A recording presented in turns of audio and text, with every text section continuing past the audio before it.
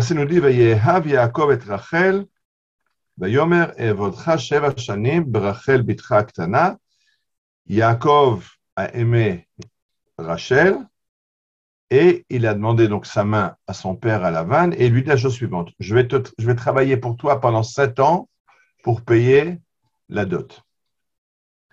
Je vais travailler pour toi pendant 7 ans pour Rachel, ta fille, la cadette. Là-dessus, le Midrash réagit. Pourquoi parler de cette façon-là? Vayehav Yaakov et Rachel. Yaakov aime Rachel, il a envie de se marier avec elle. Biglal shani yodea shanshe mekomcha rama'in, lefichach ani mevarer iske amcha. Dire Yaakov à Lavan, le Midrash nous fait comprendre la pensée profonde de Yaakov. Yaakov dit, je sais que à Haran, les gens ne sont pas honnêtes. Entre parenthèses, je sais que toi, Lavan, mon oncle, tu n'es pas honnête. Et donc, on va bien mettre les choses au point. Vayomer evodcha Rachel bitra. Je vais travailler pour Rachel, ta fille. Dit le Midrash, pour Rachel et pas pour Léa. Tu as 2 filles, je sais, c'est de Rachel qu'il s'agit. De Rachel velobéa. Donc, je vais travailler pour Rachel. Bitra, ta fille.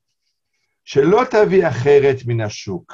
Ne va pas m'amener une autre jeune fille de la ville qui a le même nom qui porte Rachel. Donc, je veux Rachel, mais pas n'importe quelle Rachel. Je veux la Rachel, ta fille. Ktana, shelo tachlif, shemotan zebeze. La cadette. Il ne change pas les noms, n'intervertis pas le nom de Rachel avec Léa, et après, tu vas me donner Léa en disant, j'ai changé le nom, elle s'appelle Rachel. Donc, Yaakov fait tout pour être sûr que la femme qui va lui être donnée, c'est Rachel. Donc, je veux Rachel et pas une autre.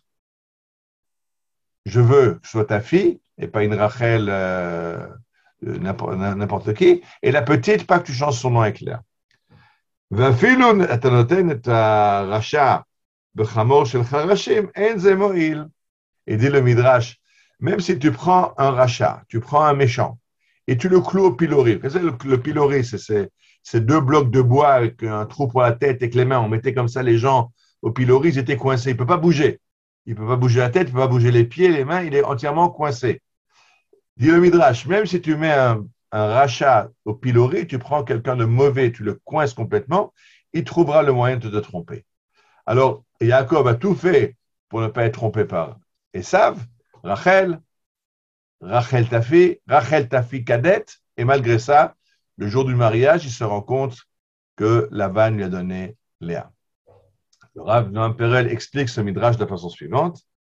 Menasser yetzer hara leolichenu sholal lehovilenu legizum anafim bimkom lakor et hashoresh. Le yetzer hara, notre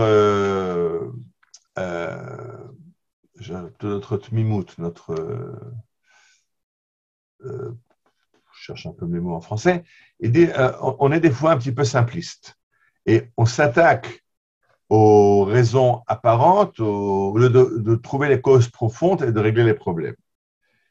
On pense que si on a affaire à des rechaïm, à des gens méchants, des gens mauvais, à des voleurs, à des trompeurs, eh bien, on va les coincer avec des accords. On va faire avec eux des contrats qui vont bien bloquer toutes les issues. Et on finira toujours par se rendre compte que le contrat ne nous aide pas, que les accords ne servent à rien, et que tant qu'on n'a pas changé à la base l'état d'esprit de notre interlocuteur, ce n'est pas l'accord qui va changer quelque chose. Alors, je pense que c'est très très clair pour ceux qui sont maintenant en Israël. On se rend compte qu'on est en plein dans une vague de terrorisme et on a un ministre de la Sécurité intérieure qui n'arrive pas du tout à se mesurer avec la situation, mais c'est tout à fait évident. Parce que Omer Bar-Lev, ce ministre de la Sécurité intérieure, en 2001, quand on a eu la guerre d'Oslo, et donc après les accords d'Oslo qui avaient donné une grande partie du territoire israélien à l'autorité palestinienne, et qu'on était là remercié par des bus qui sautaient, par des attentats. En fait, après 1 an et plus, on s'est retrouvé avec un bilan terrible de 2000 victimes israéliennes. Omer Bar-Lev, ce même Omer Bar-Lev, qui aujourd'hui est ministre de la Sécurité intérieure, avait dit il n'y a pas de solution. La seule solution, c'est d'entamer des pourparlers avec le Hamas. Non, la solution n'est pas d'entamer des pourparlers, la solution n'est pas dans les accords. La solution, elle est de changer d'optique, de comprendre qu'on a face à nous quelqu'un de foncièrement mauvais qui veut notre perte, et ce n'est pas des accords, ce n'est pas des contrats qui vont le coincer. Il faut complètement le convaincre, prendre des mesures actives pour déjouer ses plans. Alors, c'est quelque chose qu'on comprend aujourd'hui, que ces accords d'Oslo nous ont amenés au bord du précipice. On se rend compte que rien n'a réussi et que c'était une catastrophe pour Israël et on en paye les prix aujourd'hui.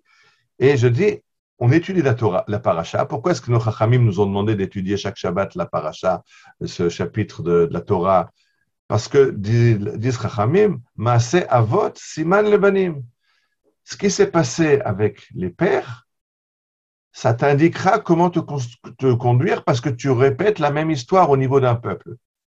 Alors, je répète que déjà, il y a 2 semaines, on avait parlé du fait que Sarah, dans la Torah, nous avait dit que Sarah avait vu la conduite d'Ishmaël et avait dit à Abraham, elle ne peut pas rester à la maison. Garesh et Amazot Vedbena. Chasse cette servante parce qu'elle n'accepte pas le fait que c'est toi le maître de maison, que moi la maîtresse de maison et que Yitzhak c'est notre fils. Alors elle n'a pas sa place dans la maison d'Abraham. Abraham a eu pitié. Et quand il a eu pitié, il n'a pas envie d'obtempérer, de chasser Agar. Et Dieu va lui dire, Kol, de faire tout ce que Sarah te dit, écoute-la, parce que c'est elle qui est dans le vrai. Alors la Torah nous enseigne ses conduites à avoir face à Ishmaël, face à Esav, face à Lavan, face aux ennemis qu'on va rencontrer dans notre situation à nous. Et le fait de ne pas vouloir comprendre, de lire cette paracha, de la chanter, d'être très content, on fait un V, on a lu la paracha, mais de ne pas en tirer les leçons, nous condamne à subir les conséquences. Si on refait les mêmes erreurs, il n'y a pas de raison qu'on n'en subisse pas les mêmes conséquences. Alors, on étudie la paracha justement pour comprendre, pour tirer des enseignements pour notre génération. Et ce que la Torah nous explique ici dans la paracha de Yaakov et de Lavan, c'est que quand on est face à quelqu'un de tordu, ce n'est pas des contrats qui vont nous sauver, c'est de trouver d'autres solutions pour le forcer à agir dans la façon où on veut arriver à un accord, mais pas du tout de faire des accords ou des papiers, c'est pas ça qui peut nous sauver de la situation. Et je vous souhaite un excellent Shabbat.